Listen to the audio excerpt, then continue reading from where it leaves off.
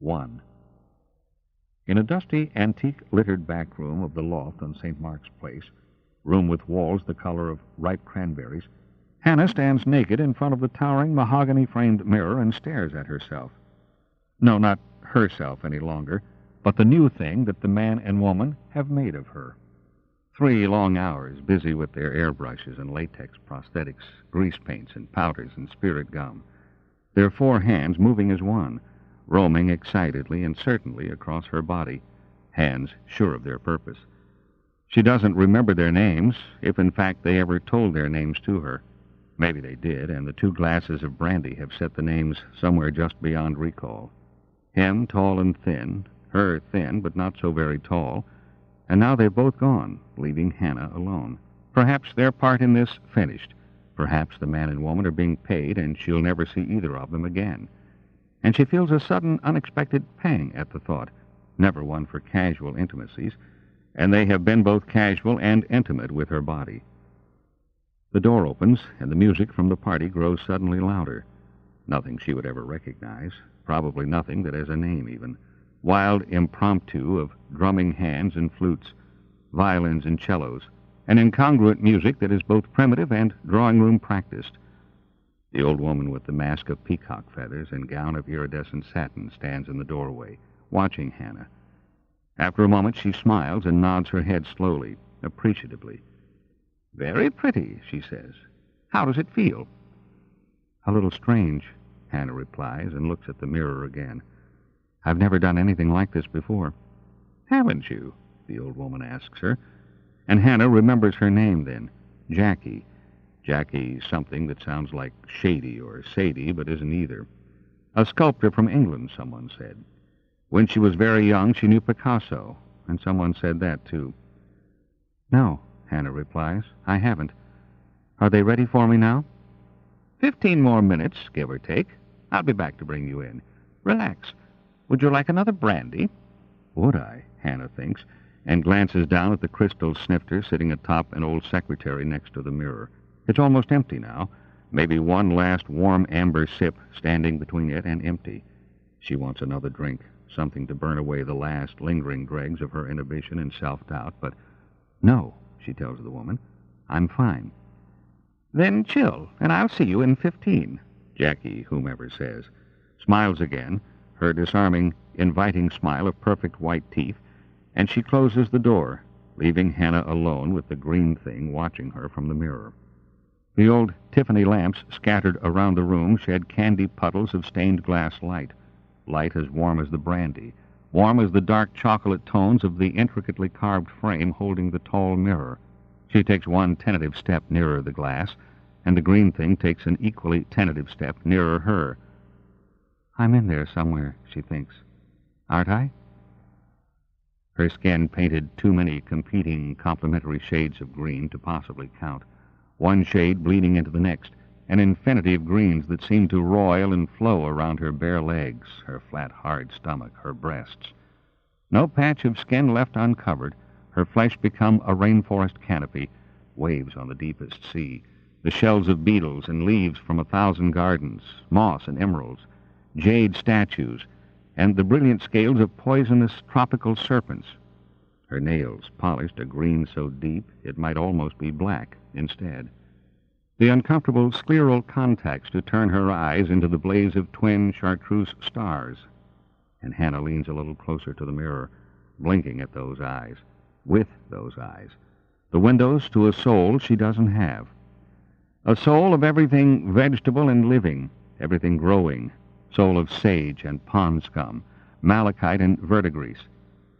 The fragile, translucent wings sprouting from her shoulder blades, at least another 1,000 greens to consider in those wings alone, and all the many places where they've been painstakingly attached to her skin, are hidden so expertly she's no longer sure where the wings end and she begins.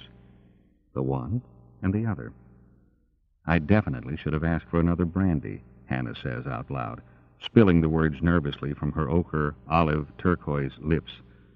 Her hair, not her hair, but the wig hiding her hair, like something parasitic, something growing from the bark of a rotting tree.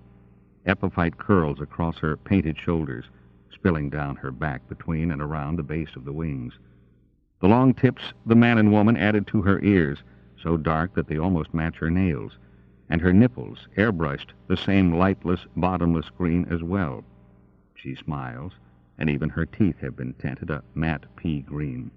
There is a single teardrop of green glass glued firmly between her lichen eyebrows.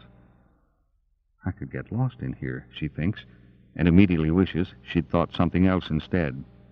Perhaps I am already.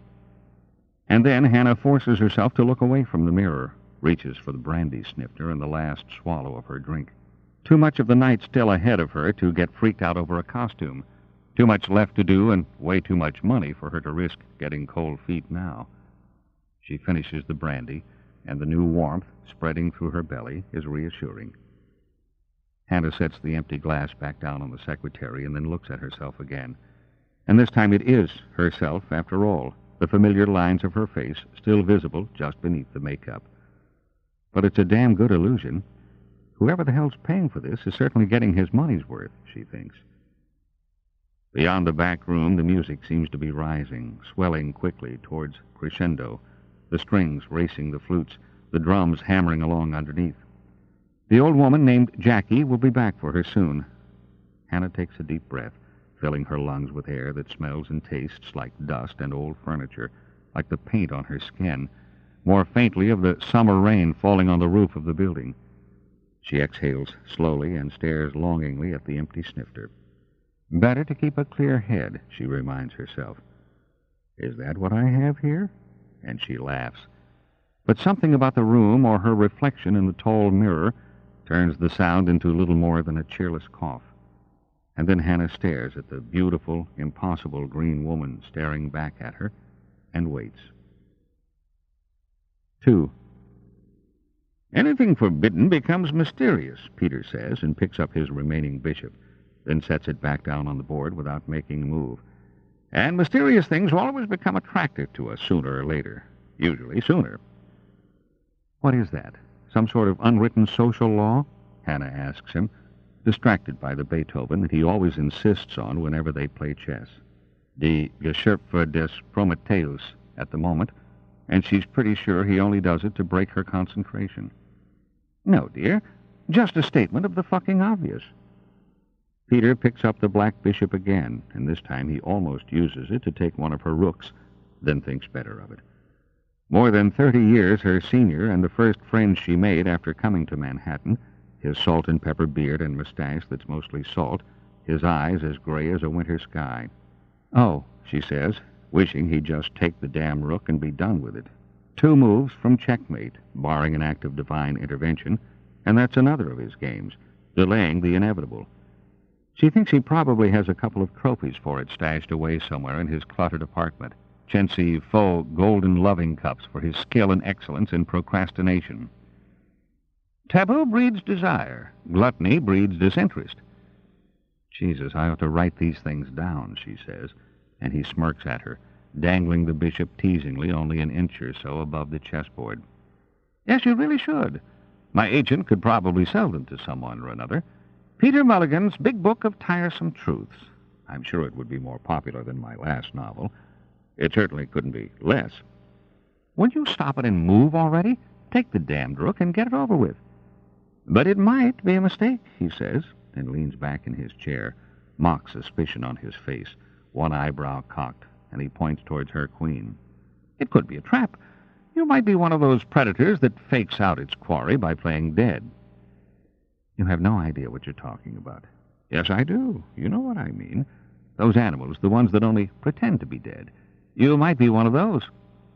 I might just get tired of this and go the hell home, she sighs, because he knows that she won't, so she can say whatever she wants.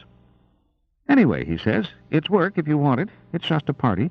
Sounds like an easy gig to me. I have that thing on Tuesday morning, though, and I don't want to be up all night. Another shoot with Kellerman? Asks Peter, and frowns at her, taking his eyes off the board, tapping at his chin with the bishop's mitre.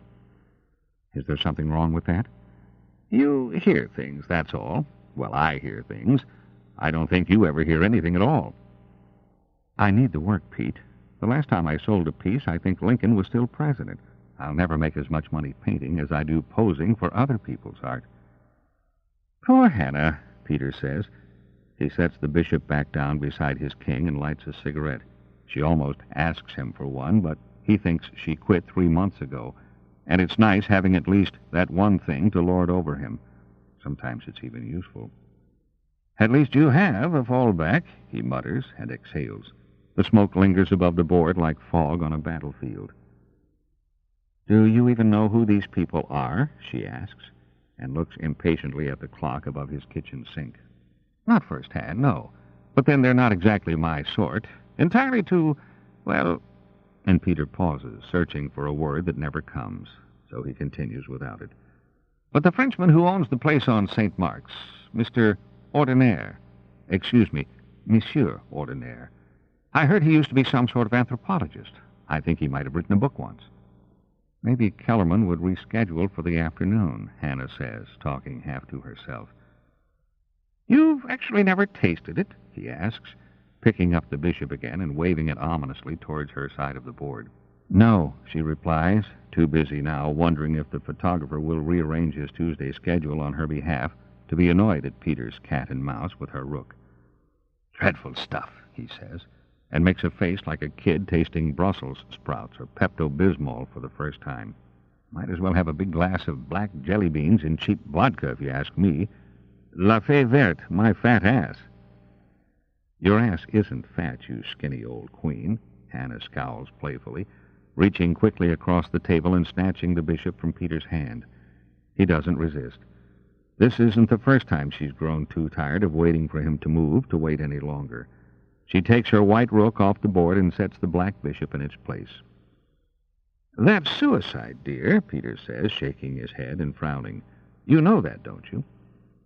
You know those animals that bore their prey into submission? No, I don't believe I've ever heard of them before." "Then maybe you should get out more often."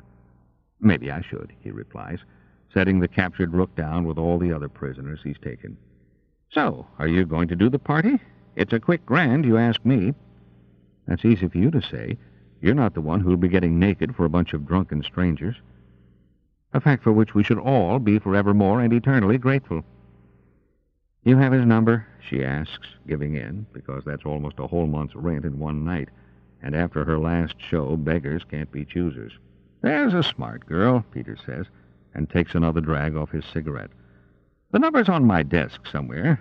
Remind me again before you leave. Your move." 3. "How old were you when that happened? When your sister died?" the psychologist asks. Dr. Edith Valaton, and her smartly cut hair so black it always makes Hannah think of fresh tar, or old tar gone deadly soft again beneath a summer sun to lay a trap for unwary crawling things. Someone she sees when the nightmares get bad, which is whenever the painting isn't going well, or the modeling jobs aren't coming in, or both. Someone she can tell her secrets to who has to keep them secret. Someone who listens as long as she pays by the hour. The place to turn when faith runs out and priests are just another bad memory to be confessed. "Almost 12, Hannah tells her, and watches while Edith Valaton scribbles a note on her yellow legal pad. "Do you remember if you'd begun menstruating yet?" "Yeah. My periods started right after my 11th birthday." "And these dreams, and the stones, this is something you've never told anyone?" "I tried to tell my mother once." "She didn't believe you?" Hannah coughs into her hand and tries not to smile, that bitter, wry smile, to give away things she didn't come here to show. "She didn't even hear me," she says. "Did you try more than once to tell her about the fairies?" "I don't think so. Mom was always pretty good at letting us know whenever she didn't want to hear what was being said. You learned not to waste your breath." "Your sister's death. You've said before that it's something she was never able to come to terms with." "She never tried. Whenever my father tried, or I tried, she treated us like traitors, like we were the ones who put Judith in her grave, or like we were the ones keeping her there." "If she couldn't face it, Hannah, then I'm sure it did seem that way to her." "So no," Hannah says, annoyed that she's actually paying someone to sympathize with her mother. "No, I guess I never really told anyone about it." "But you think you want to tell me now?" the psychologist asks, and sips her bottled water, never taking her eyes off Hannah. You said to talk about all the nightmares, all the things I think are nightmares. It's the only one that I'm not sure about. Not sure if it's a nightmare or not sure if it's even a dream. Well, I always thought I was awake. For years, it never once occurred to me I might have only been dreaming. Edith Valatone watches her silently for a moment, her calm cat-smirk face unreadable, too well trained to let whatever's behind those dark eyes slip and show, too detached to be smug, too concerned to be indifferent. Sometimes Hannah thinks she might be a dyke, but maybe that's only because the friend who recommended her is a lesbian. Do you still have the stones? The psychologist asks, finally, and Hannah shrugs out of habit. Somewhere, probably. I never throw anything away. They might be up at Dad's place, for all I know. A bunch of my shit's still up there, stuff from when I was a kid. But you haven't tried to find them? I'm not sure I want to. When is the last time you saw them? The last time you can remember having seen them? And Hannah has to stop and think, chews intently at a stubby thumbnail, and watches the clock on the psychologist's desk, the second hand traveling round and round and round. Seconds gone for pennies, nickels, dimes. And, Hannah, this is the sort of thing you really ought to try to get straight ahead of time, she thinks, in a voice that sounds more like Dr. Valatone's than her own thought voice. A waste of money, a waste of time. You can't remember? The psychologist asks, and leans a little closer to Hannah. I kept them all in an old cigar box. I think my grandfather gave me the box. No, he didn't. No, he gave it to Judith, and then I took it after the accident. I didn't think she'd mind. I'd like to see them someday, if you ever come across them again. Wouldn't that help you to know whether it was a dream or not, if the stones are real? Maybe, Hannah mumbles around her thumb. And maybe not. Why do you say that? A thing like that, words scratched onto a handful of stones, it'd be easy for a kid to fake. I might have made them all myself, or someone else might have made them, someone playing a trick on me. Anyone could have left them there. Did people do that often? Play tricks on you? Not that I can recall, no more than usual. Edith Valatone writes something else on her yellow pad and then checks the clock. You said that there were always stones after the dreams. Never before? No, never before. Always after. They were always there the next day, always in the same place. At the old well, the psychologist says, like Hannah might have forgotten and needs reminding. Yeah, at the old well. Dad was always talking about doing something about it, before the accident, you know. Something besides a couple of old sheets of tin to hide the hole. Afterwards, of course, the county ordered him to have the damned thing filled in. Did your mother blame him for the accident, because he never did anything about the well? My mother blamed everyone. She blamed him, she blamed me, she blamed whoever had dug that hole in the first goddamn place. She blamed God for putting water underground so people would dig wells to get at it. Believe me, Mom had blame down to an art. And again the long pause, the psychologist's measured consideration. Quiet moments she plants like seeds to grow ever deeper revelations. Hannah, I want you to try to remember the word that was on the first stone you found. Can you do that? That's easy. It was follow. And do you also know what was written on the last one? The very last one that you found? And this time she has to think, but only for a moment. Fall, she says. The last one said, fall. 4. Half a bottle of Mari Mayans, borrowed from a friend of Peter's, a goth chick who DJs at a club that Hannah's never been to, because Hannah doesn't go to clubs, doesn't dance, and has always been more or less indifferent to both music and fashion. The goth chick works days at Trash and Vaudeville on St. Mark's, selling Doc Martens and blue hair dye only a couple of blocks from the address on the card that Peter gave her. The place where the party will be. La Fête de la Fée Verte, according to the small white card, the card with the phone number. She's already made the call, has already agreed to be there, 7 sharp, 7 on the dot, and everything that's expected of her has been explained in detail, twice. Anna's sitting on the floor beside her bed, a couple of vanilla-scented candles burning because she feels obligated to make at least half a half-hearted effort at atmosphere. Obligatory show of respect for mystique that doesn't interest her, but she's gone to the trouble to borrow the bottle of liquor. The bottle passed to her in a brown paper bag at the boutique, anything but inconspicuous, and the girl glared out at her, cautious from beneath lids so heavy with shades of black and purple that Hannah was amazed the girl could open her eyes. "You're a friend of Peter's?" the girl asked suspiciously. "Yeah," Hannah replied, accepting the package, feeling vaguely, almost pleasurably illicit. "We're chess buddies." "A painter," the girl said. "Most of the time. Peter's a cool old guy. He made bail for my boyfriend once, a couple of years back." "Really?" "Yeah, he's wonderful." And Hannah glanced nervously at the customers browsing the racks of leather handbags and corsets, then at the door and the bright daylight outside. "You don't have to be so jumpy. It's not illegal to have absinthe. It's not even illegal to drink it. It's only illegal to import it, which you didn't do, so don't sweat it." Hannah nodded, wondering if the girl was telling the truth, if she knew what she was talking about. "What do I owe you?" she asked. "Oh, nothing," the girl replied. "You're a friend of Peter's, and besides, I get it cheap from someone over in Jersey. Just bring back whatever you don't drink." And now Hannah twists the cap off the bottle, and the smell of anise is so strong, so immediate, she can smell it before she even raises the bottle to her nose. Black jelly beans, she thinks, just like Peter said, and that's something else she never cared for. As a little girl, she'd set the black ones aside, and the pink ones too, saving them for her sister. Her sister had liked the black ones. She has a wine glass, one from an incomplete set she bought last Christmas, second-hand, and a box of sugar cubes, a decanter filled with filtered tap water, a spoon from her mother's mismatched antique silverware.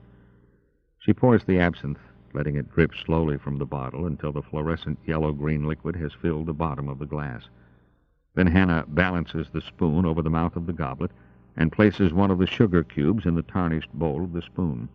She remembers watching Gary Oldman and Winona Ryder doing this in Dracula, remembers seeing the movie with a boyfriend who eventually left her for another man, and the memory and all its associations are enough to make her stop and sit staring at the glass for a moment.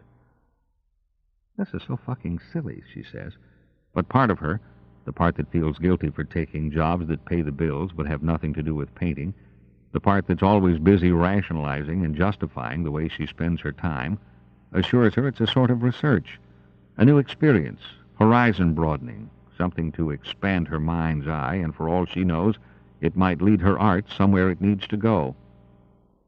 "Bullshit," she whispers, frowning down at the entirely uninviting glass of Spanish absinthe.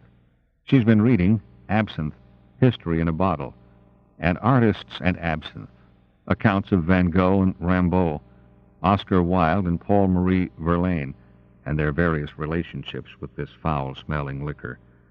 She's never had much respect for artists who use this or that drug as a crutch and then call it their muse. Heroin, cocaine, pot, booze, what the hell ever, all the same shit as far as she's concerned. An excuse, an inability in the artist to hold himself accountable for his own art, a lazy cop-out, as useless as the idea of the muse itself. And this drug in particular, so tied up with art and inspiration there's even a Renoir painting decorating the Mari Mayans label, or at least it's something that's supposed to look like a Renoir. "But you've gone to all this trouble. Hell, you may as well taste it, at least. Just a taste, to satisfy curiosity, to see what all the fuss is about." Hannah sets the bottle down and picks up the decanter, pouring water over the spoon, over the sugar cube, and the absinthe lushes quickly to an opalescent, milky white-green. Then she puts the decanter back on the floor and stirs the half-dissolved sugar into the glass, sets the spoon aside on a china saucer. "Enjoy the ride," the goth girl said as Hannah walked out of the shop. "She's a blast." Hannah raises the glass to her lips, sniffs at it, wrinkling her nose, and the first hesitant sip is even sweeter and more piquant than she expected. Sugar soft fire when she swallows, a 70-proof flower blooming warm in her belly. But the taste not nearly as disagreeable as she'd thought it would be, the sudden licorice and alcohol sting, a faint bitterness underneath that she guesses might be the wormwood. The second sip is less of a shock, especially since her tongue seems to have gone slightly numb. She opens Absinthe, History in a Bottle again, opening the book at random. And there's a full-page reproduction of Albert Mignon's The Green Muse. Blonde woman with marble skin, golden hair, wrapped in diaphanous folds of olive, her feet hovering weightless above bare floorboards, her hands caressing the forehead of an intoxicated poet. The man is gaunt and seems lost in some ecstasy or revelry, or simple delirium, his right hand clawing at his face, the other hand open in what might have been meant as a feeble attempt to ward off the attentions of his unearthly companion.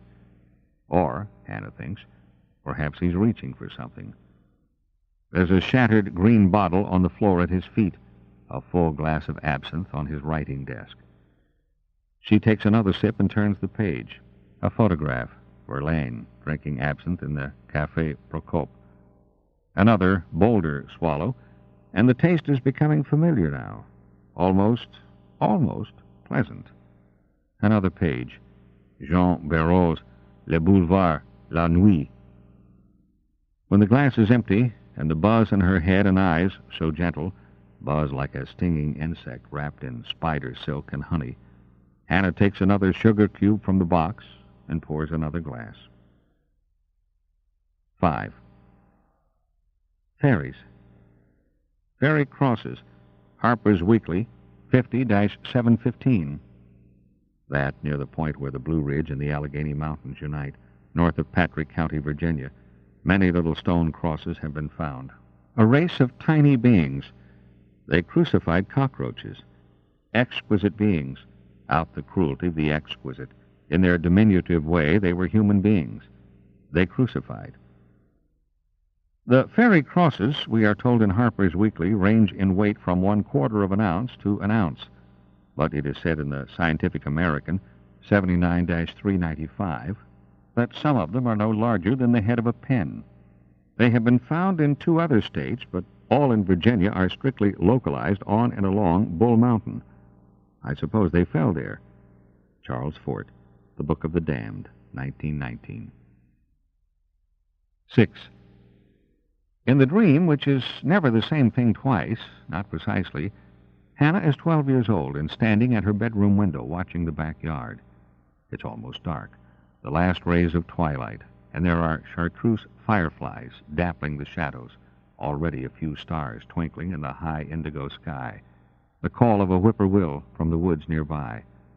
Another whippoorwill replies, and the grass is moving. The grass grown so tall because her father never bothers to mow it anymore. It could be wind, only there is no wind.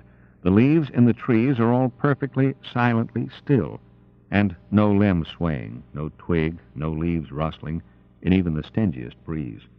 Only the grass. And it's probably just a cat, she thinks, a cat or a skunk or a raccoon.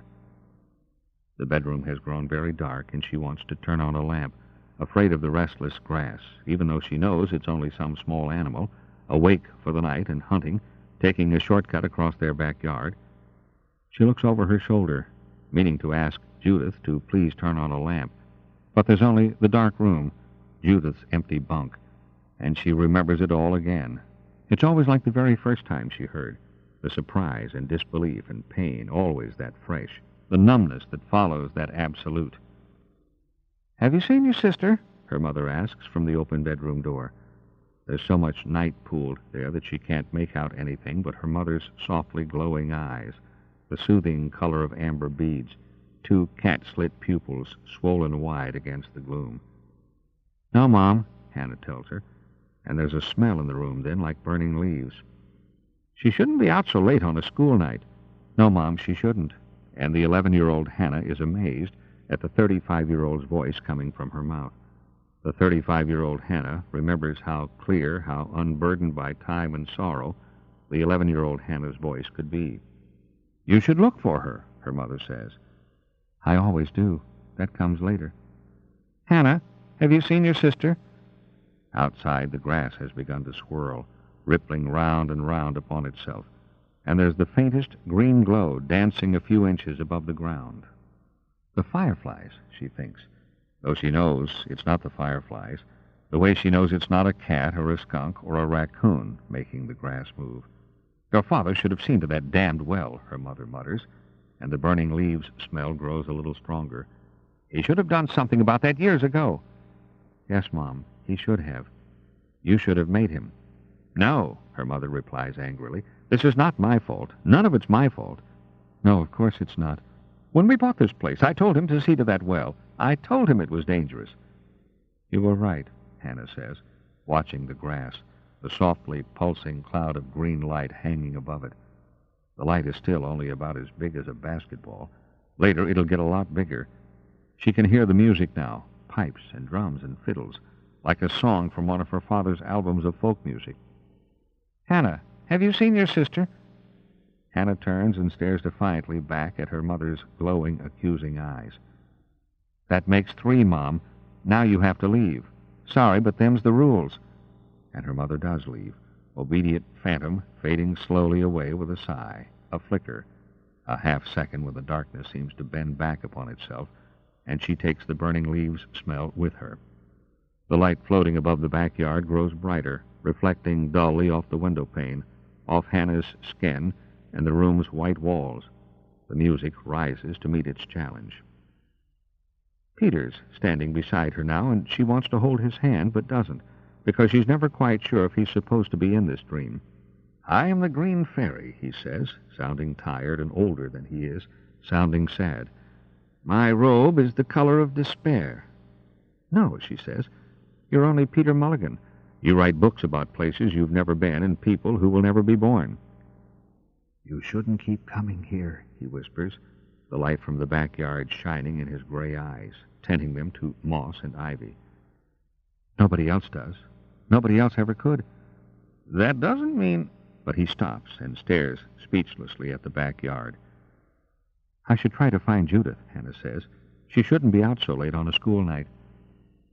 That painting you did last winter, Peter mumbles, mumbling like he's drunk or only half awake. The pigeons on your windowsill, looking in. That wasn't me. You're thinking of someone else. I hated that damned painting. I was glad when you sold it. So was I, Hannah says. I should try to find her now, Peter. It's almost time for dinner.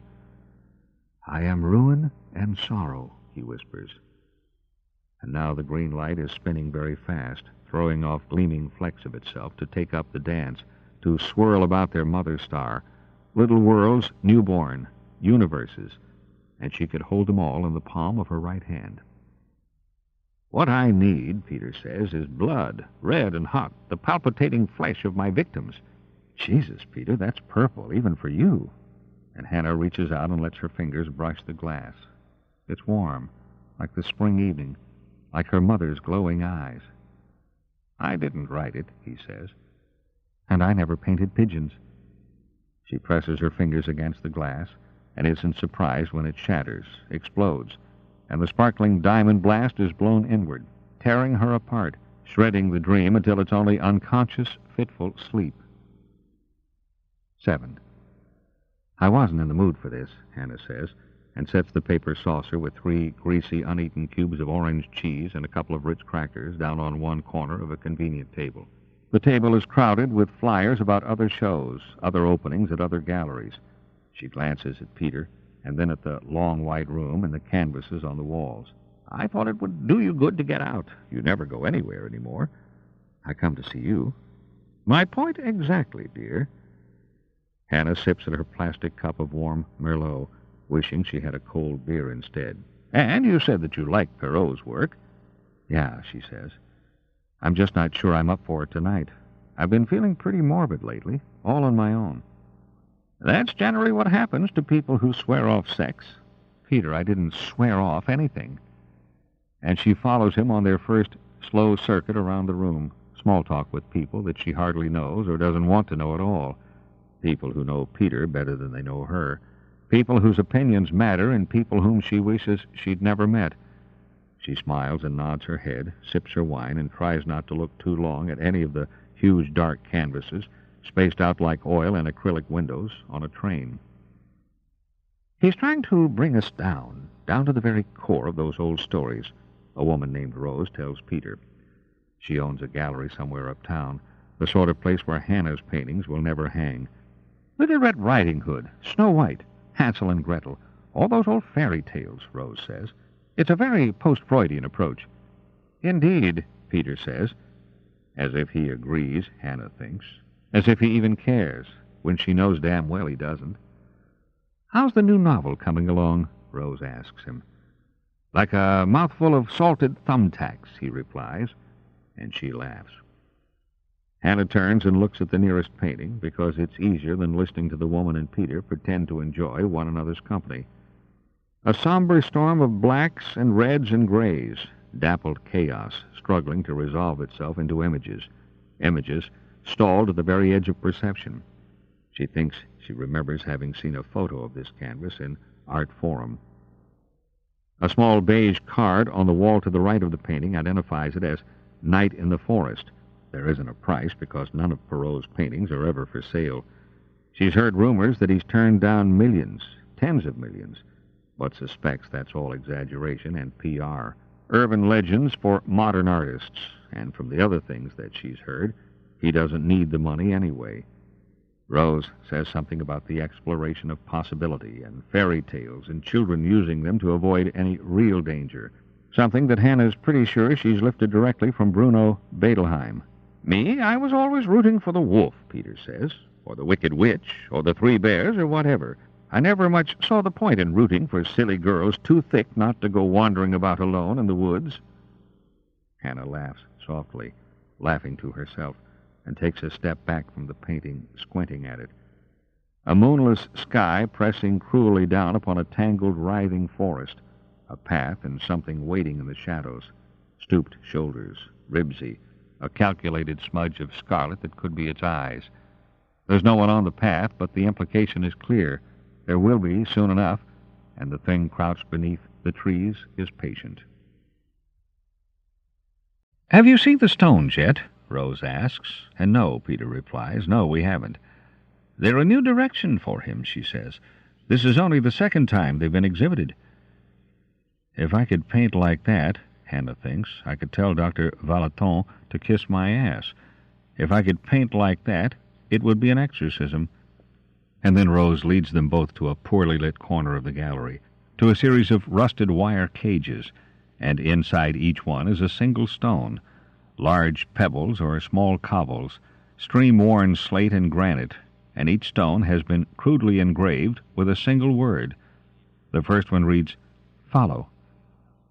Peter, I need to go now, Hannah says, unable to look away from the yellow-brown stone, the word tattooed on it, and she doesn't dare let her eyes wander ahead to the next one.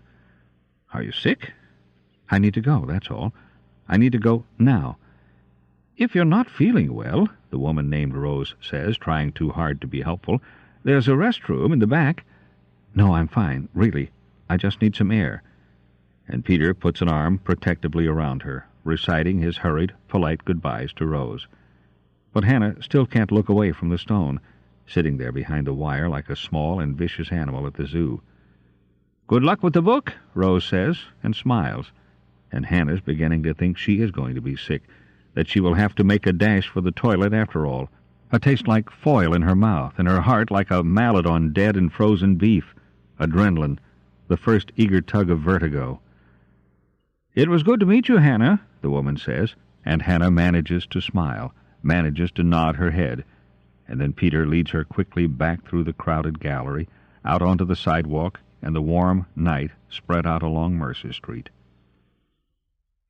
8. Would you like to talk about that day at the well? Dr. Valeton asks, and Hannah bites at her chapped lower lip. No, not now, she says. Not again. Are you sure? I've already told you everything I can remember. If they'd found her body, the psychologist says, perhaps you and your mother and father would have been able to move on. There could have at least been some sort of closure.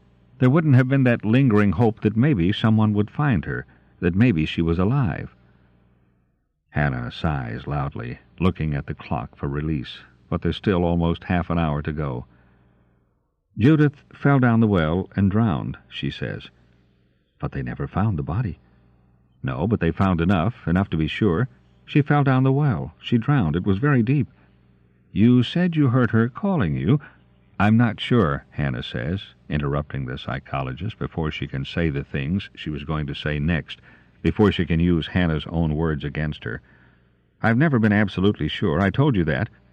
I'm sorry if it seems like I'm pushing, Dr. Volaton says. I just don't see any reason to talk about it again. Then let's talk about the dreams, Hannah. Let's talk about the day you saw the fairies. 9. The dreams, or the day from which the dreams would arise, and, half forgotten, seek always to return. The dreams, or the day itself, the one or the other, it makes very little difference. The mind exists only in a moment, always, a single flickering moment, remembered or actual, dreaming or awake, or something between the two, the precious, treacherous illusion of present, floundering in the crack between past and future. The dream of the day, or the day, and the sun is high, small, and white, a dazzling July sun coming down in shafts through the tall trees in the woods behind Hannah's house. She's running to catch up with Judith, her sister 2 years older, and her legs grown longer, always leaving Hannah behind. You can't catch me, Slowpoke. You can't even keep up. Hannah almost trips in a tangle of creeper vines and has to stop long enough to free her left foot. Wait up, she shouts, and Judith doesn't answer. I want to see. Wait for me. The vines try to pull one of Hannah's tennis shoes off and leave bright beads on her ankle. But she's loose again in only a moment, running down the narrow path to catch up, running through the summer sun shadows. I found something, Judith said to her that morning after breakfast. The two of them sitting on the back porch steps said. What? What did you find? Oh, I don't think I should tell you. No, I definitely shouldn't tell you. You might go and tell Mom and Dad. You might spoil everything. No, I wouldn't. I wouldn't tell them anything. I wouldn't tell anyone. Yes, you would, Big Mouth. And finally she gave Hannah half her allowance to tell, half to show whatever there was to see. Her sister dug deep down into the pockets of her jeans, and her hand came back up with a shiny black pebble. I just gave you a whole $1 to show me a rock? No, stupid. Look at it. And Hannah held out her hand. The letters scratched deep into the stone, JVDTH, 5 crooked letters that almost spelled her sister's name, and Hannah didn't have to pretend not to be impressed. Wait for me, she shouts again, angry now, her voice echoing around the trunks of the old trees and dead leaves crunching beneath her shoes, starting to guess that the whole thing is a trick after all, just one of Judith's stunts, and her sister's probably watching her from a hiding place right this very second, snickering quietly to herself. Hannah stops running and stands in the center of the path, listening to the murmuring forest sounds around her, and something faint and lilting that might be music. It's not all, Judith said, but you have to swear you won't tell Mom and Dad. I swear. If you do tell, well, I promise I'll make you wish you hadn't. I won't tell anyone anything. Give it back, Judith said, and Hannah immediately handed the black stone back to her. If you do tell, I already said I won't. How many times do I have to say I won't tell? Well, then, Judith said, and led her around to the back of the little tool shed where their father kept his hedge clippers and bags of fertilizer and the old lawnmowers he liked to take apart and try to put back together again. This better be worth $1, Hannah. She stands very, very still and listens to the music, growing louder. She thinks it's coming from the clearing up ahead. I'm going back home, Judith, she shouts.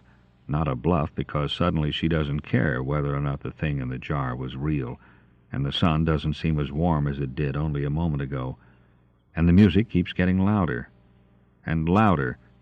And Judith took an empty mayonnaise jar out of the empty rabbit hutch behind the tool shed. She held it up to the sun, smiling at whatever was inside. Let me see, Hannah said. Maybe I should make you give me another $1 first, her sister replied, not looking away from the jar. No way, Hannah said indignantly. Not a snowball's chance in hell. And she grabbed for the jar then, but Judith was faster, and her hand closed around nothing at all. In the woods, Hannah turns and looks back towards home, then turns back towards the clearing again, waiting for her just beyond the trees. Judith, this isn't funny. I'm going home right this second. Her heart is almost as loud as the music now. Almost. Not quite, but close enough. Pipes and fiddles, drums, and a jingle like tambourines. And Hannah takes another step towards the clearing because it's nothing at all but her sister trying to scare her. Stupid because it's broad daylight, and Hannah knows these woods like the back of her hand. Judith unscrewed the lid of the mayonnaise jar and held it out so Hannah could see the small, dry thing curled in a lump at the bottom. Tiny, mummy husk of a thing, gray and crumbling in the morning light. "It's just a damn dead mouse," Hannah said disgustedly. "I gave you a whole $1 to see a rock and a dead mouse in a jar." "It's not a mouse, stupid. Look closer." And so she did, bending close enough that she could see the perfect dragonfly wings on its back, transparent, iridescent wings to glimmer faintly in the sun. Hannah squinted and realized that she could see its face, realized that it had a face. "Oh," she said, looking quickly up at her sister, who was grinning triumphantly. "Oh, Judith, oh my God, what is it?" "Don't you know?" Judith asked her. "Do I have to tell you everything?" Hannah picks her way over the deadfall just before the clearing, the place where the path through the woods disappears beneath a jumble of fallen, rotting logs. There was a house back here, her father said, a long, long time ago. Nothing left but a big pile of rocks where the chimney once stood, and the well covered over with sheets of rusted corrugated tin. There was a fire, her father said, and everyone in the house died. On the other side of the deadfall, Hannah takes a deep breath and steps out into the daylight, leaving the tree shadows behind, for chance not to see. "Isn't it cool?" Judith said. "Isn't it the coolest thing you've ever seen?" Someone's pushed aside the sheets of tin, and the well is so dark that even the sun won't go there. And then Hannah sees the wide ring of mushrooms, the perfect circle of toadstools and red caps and spongy brown morels growing round the well.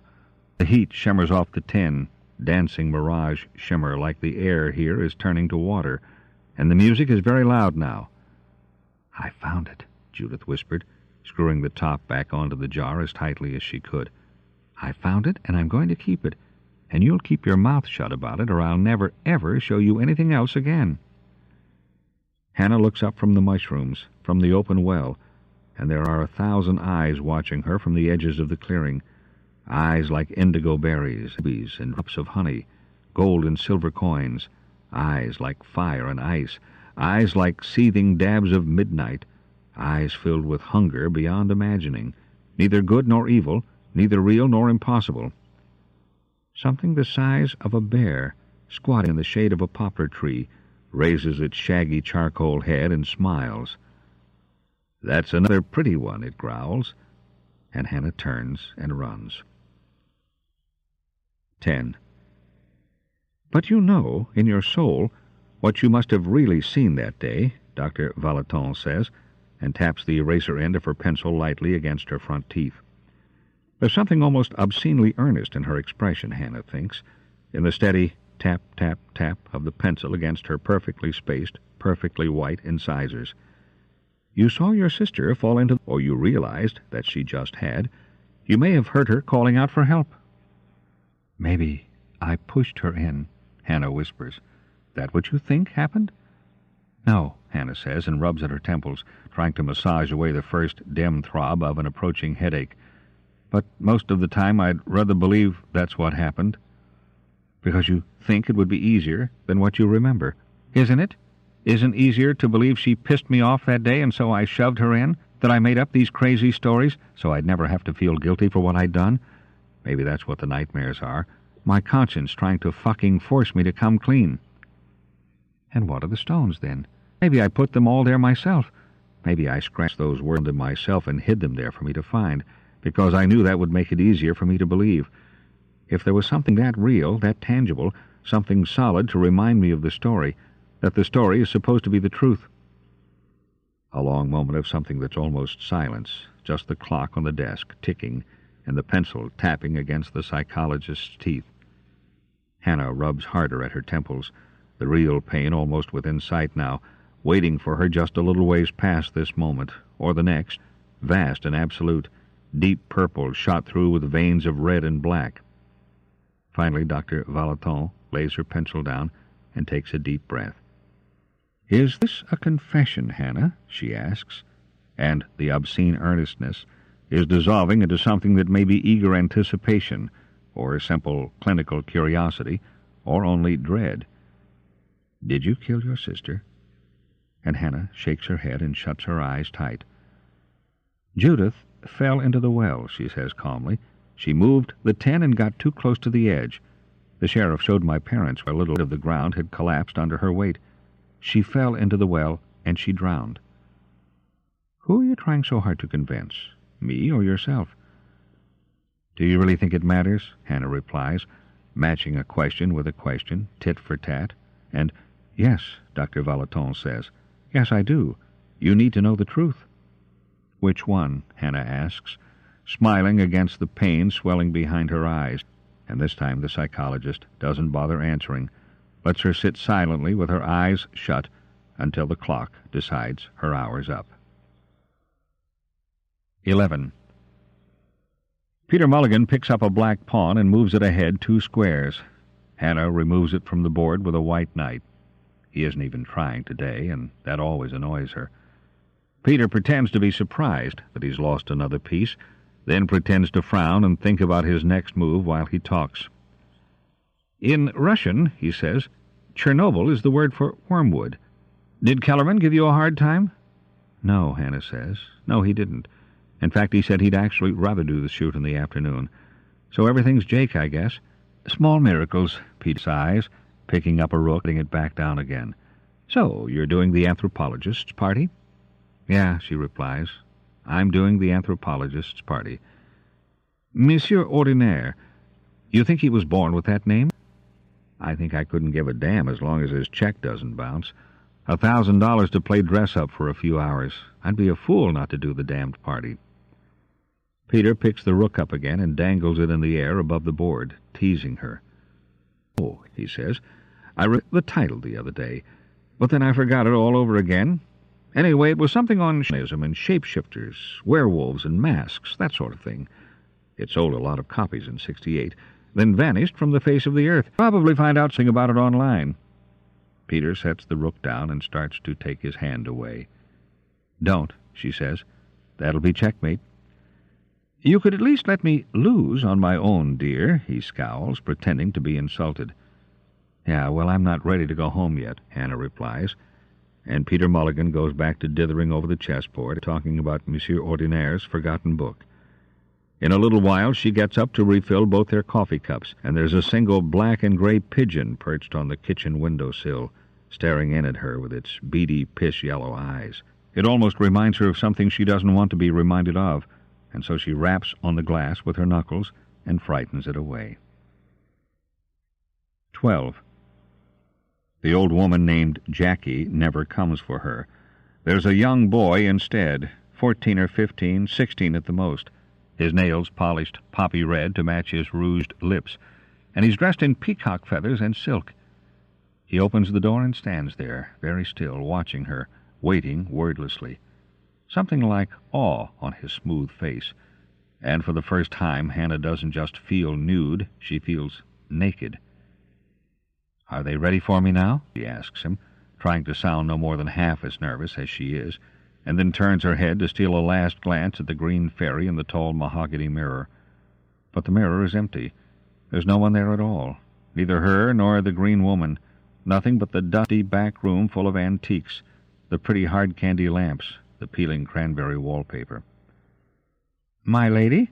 the boy says in a voice like broken crystal shards, and then he curtsies. "The court is waiting to receive you at your ready." He steps to one side to let her pass, and the music from the party grew very loud, changing tempo, rhythm assuming a furious speed as 1,000 notes and drum beats tumble and boom and chase one another's tails. "The mirror," Hannah whispers, pointing at it, at the place where her reflection should be, and when she turns back to the boy, there's a young girl standing there instead, dressed in his feathers and makeup. She could be his twin. "It's a small thing, my lady," she says, with the boy's sparkling, shattered tongue. "What's happening?" "The court is assembled," the girl-child says. "They are all waiting. Don't be afraid, my lady. I will show you the way." The path through the woods to the well, the path down the well. "Do you have a name?" Hannah asks, surprised at the calm in her voice. All the embarrassment and unease at standing naked before this child and the one before, the fear at what she didn't see gazing back at her in the looking-glass. All of that gone now. "My name? I'm not such a fool as that, my lady." "No, of course not, Lies. I'm sorry." "I will show you the way," the child says again. "Never harm, nor spell, nor charm, come Our Lady nigh." "That's very kind of you," Hannah replies. "I was beginning to think that I was lost. But I'm not lost, am I?" "No, my lady. You are here." Yes, I am here, aren't I?" And the child smiles for her, showing off its sharp crystal teeth. Hannah smiles back, and then she leaves the dusty back room and the mahogany mirror, following the child down a short hallway. The music has filled in all the vacant corners of her skull, the music and the heavy, living, dying smells of wild flowers and fallen leaves, rotting stumps and fresh-turned earth, a riotous hothouse cacophony of odors, spring to fall, summer to winter, and she's never tasted air so violently sweet. The path down the well, and the still black water at the bottom. "Hannah, can you hear me? Hannah? It's so cold down here. I can't see." At the end of the hall, just past the stairs leading back down to St. Mark's, there's a green door, and the girl opens it. And all the things in the wide, wide room, the unlikely room that stretches so far away in every direction that it could never be contained in any building, not in 1,000 buildings, the scampering, hopping, dancing, spinning, flying, skulking things, each and every one of them stops and stares at her. And Hannah knows that they should frighten her, that she should turn and run from this place. But it's really nothing she hasn't seen before, a long, long time ago. She steps past the child, who is a boy again, as the wings on her back begin to thrum like the frantic iridescent wings of bumblebees and hummingbirds, red wasps and hungry dragonflies. Her mouth tastes of anise and wormwood, sugar and hyssop and melissa, and sticky, verdant light spills from her skin and pools in the grass and moss at her bare feet. Sink or swim, and so easy to imagine the icy black well water closing thickly over her sister's face, filling her mouth, slipping up her nostrils, flooding her belly, as clawed hands dragged her down, and down, and down. And sometimes, Dr. Valeton says, sometimes we spend our entire lives just trying to answer one simple question. The music is a hurricane, swallowing her. My lady, lady of the bottle, Artemisia absinthium, Chernobyl absinthion, lady of waking dreaming, green lady of elation and melancholy. I am ruin and sorrow. My robe is the color of despair. They bow, all of them, and Hannah finally sees the thing waiting for her on its prickling throne of woven branches and birds' nests, the hulking, antlered thing with blazing eyes, wolf-jawed heart, the man and the stag, and she bows in her turn.